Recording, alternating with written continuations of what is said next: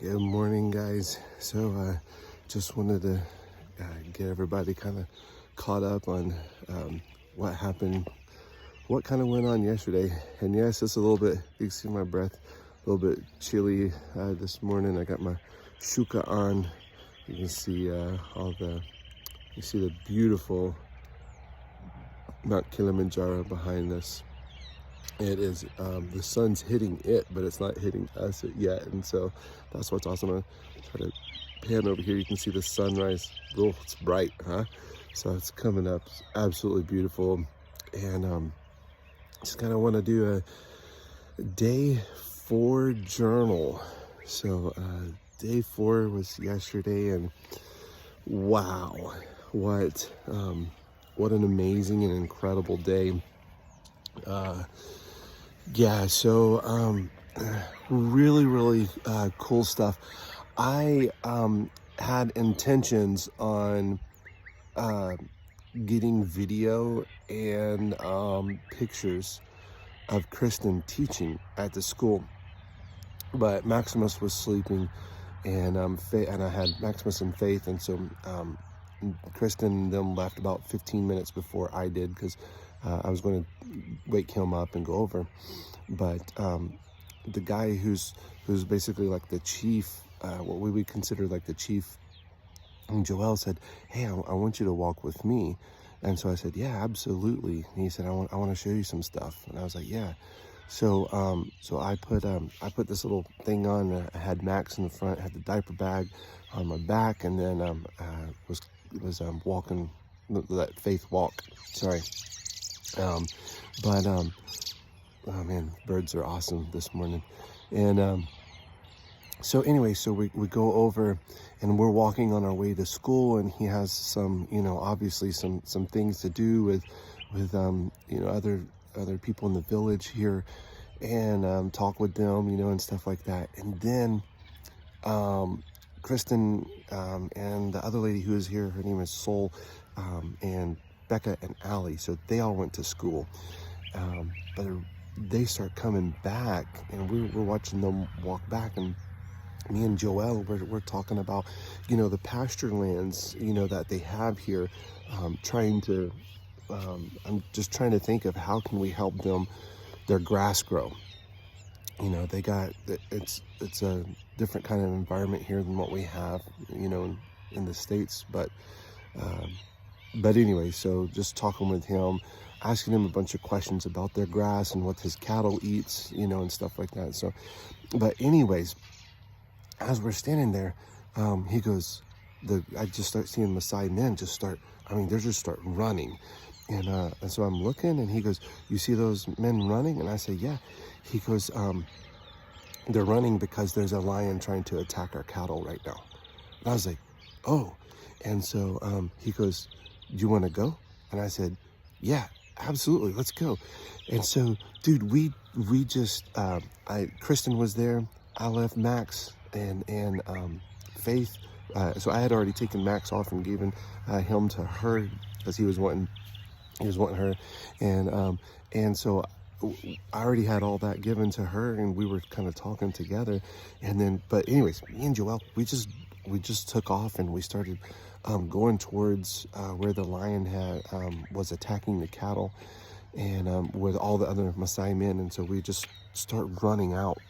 Man, we just went out, and we went across over north, went out in the bush way out there, and came back over, and came all the way back over here towards the east, and we went out, and so we finally found where the lion had excuse me had attacked the cattle. And we see one of the Maasai, or a couple of the Maasai men, had gathered some of the cows back together, because what happened is, whenever the lion attacked, the cows just went every which way, and which, right, I would too. But and then the big bull is what the lion attacked, and it was kind of crazy, to see the scratch marks on the bull. and the bite marks where the where the lion had bit, anyways. So crazy to see that. And so I was able to participate in that and just watch them talk about everything that happened and stuff going on. This is like the second day in a row the lions have been after their cattle. And so some of the Maasai men, they do speak English, or at least a little bit of English, and it gave me an opportunity just to spend time with quite a few of them. And then what we did after all of the kind of stuff was kind of settled down, right where the attack happened, we started going out into the bush and gathering back a bunch of calves. So they had a whole bunch of calves in that area, and some went to the north, some went to the south, some went to the east. And so we just started all going out, and probably about 12 to 15 of us men going out into the bush and gathering gathering the calves back. Super cool thing though. We were busy. There's acacia all over, thorns all over the place. Stuff's trying to eat you, and so I'm having to watch out for everything. And literally, as we're trying to go out and go out and get the calves, there was a huge elephant that's just he's walking by, and I'm like, man, I wanted to grab my phone, but I had they have these really awesome walking sticks, and so I had my stick. So you're like pushing brush out of the way, try not to get the needles in your feet and your legs and stuff like that. So but at the time that was going on, and so I saw the elephant walking by, and but we're also looking for, because we were right there in the area where the lion attack happened. So we're also looking out, watching for the lion. And I learned something yesterday that was really interesting. Well, I guess not necessarily interesting. It's kind of interesting, but how protective Kenya is over the animals here.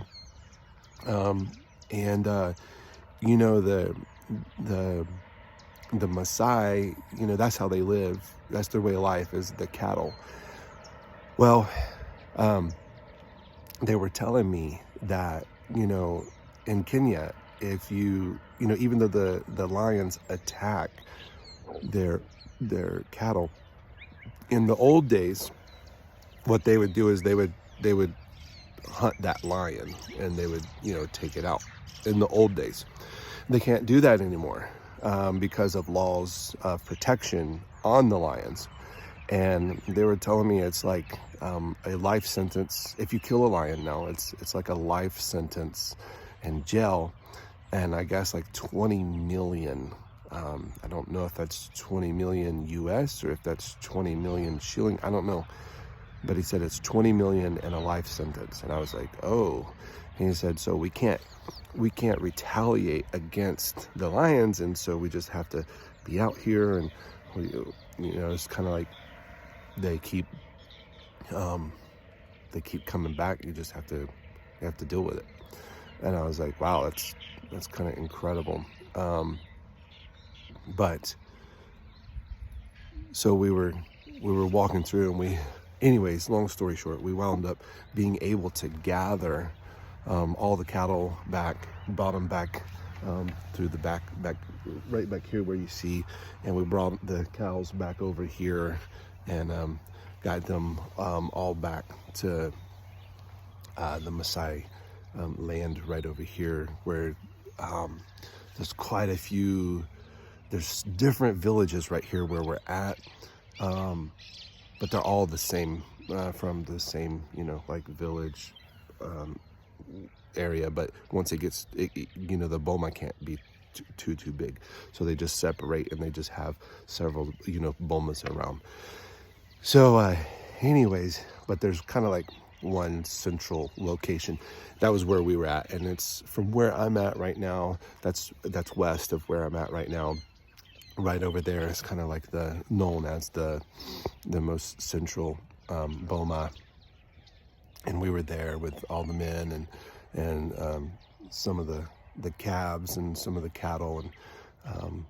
And yeah, so that was an amazing experience. And I was pretty much almost all afternoon yesterday doing that. But another really cool thing that happened yesterday was that when Rebecca and Allison and Kristen and them, whenever they went to the school, they got invited, the kids, Becca and Allie, they got invited to come back. So today, day 5, here's Rebecca. She's sitting here, and hey, beautiful. What do you have there, baby? You have chai? Yes, sir. Yeah, so her morning chai. And so she's drinking her morning chai before they've invited them to come back today, all day, and spend a whole day in school. How cool is that, man? So they're going to get to learn some Swahili today, and we've already been learning the Maasai language. And so Rebecca's been learning a lot of that, and they gave her a Maasai name.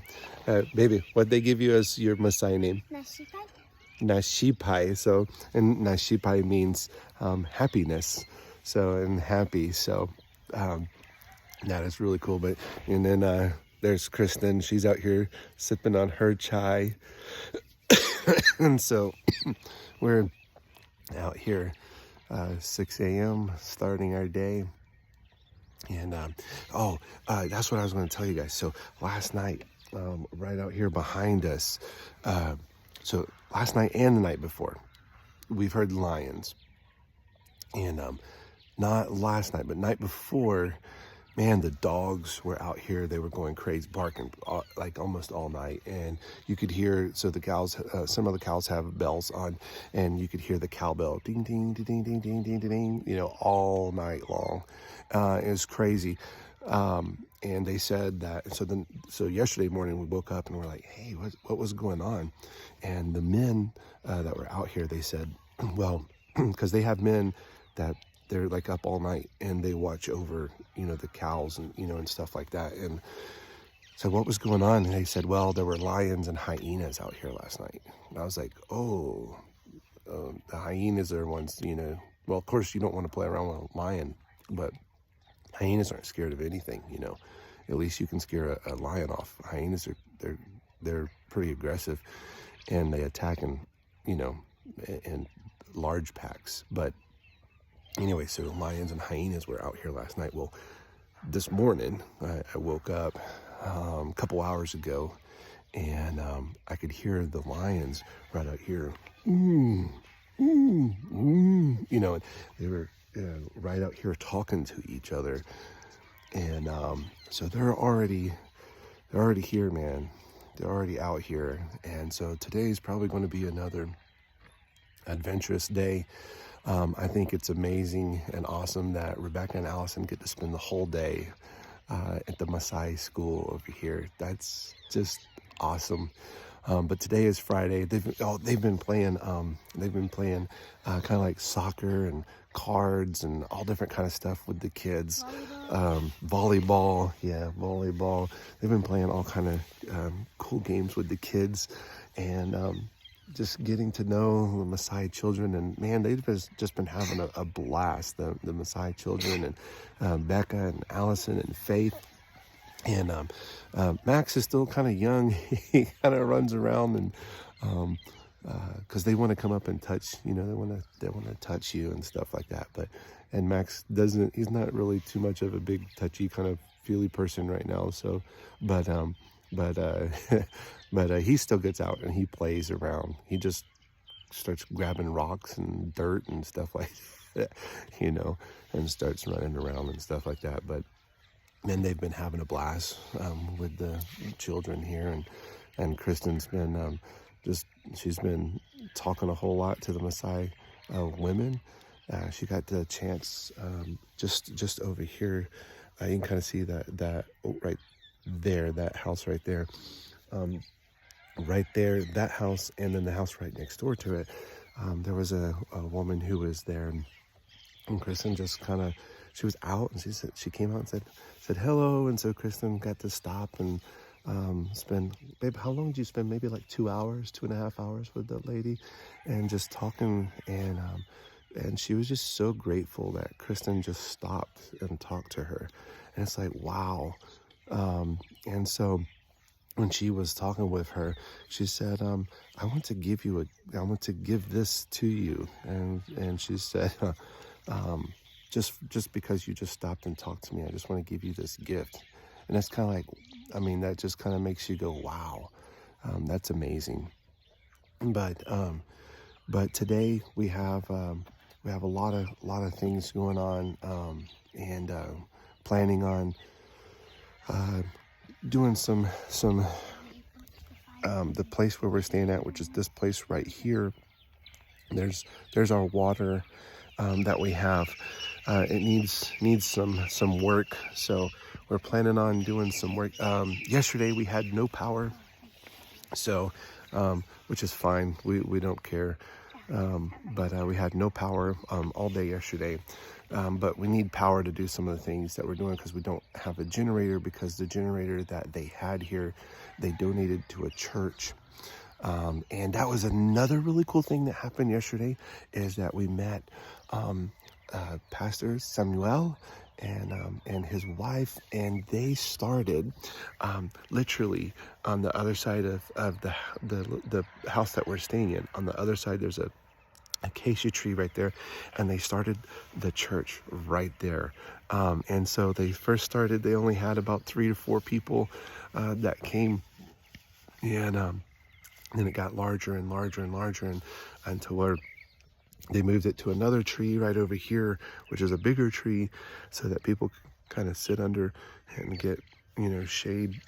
And then they moved it, and so now they're at another location, and they have like 35 members now. And it was really awesome talking to them, because they're like, yes, we have a very large church now. We have 35 to 40 that comes. And I'm like, wow, that's quite a bit. That's quite a bit, out here. So where they're located at now, they've been doing really good, and God's been blessing them. And so we're going to go see them on Saturday.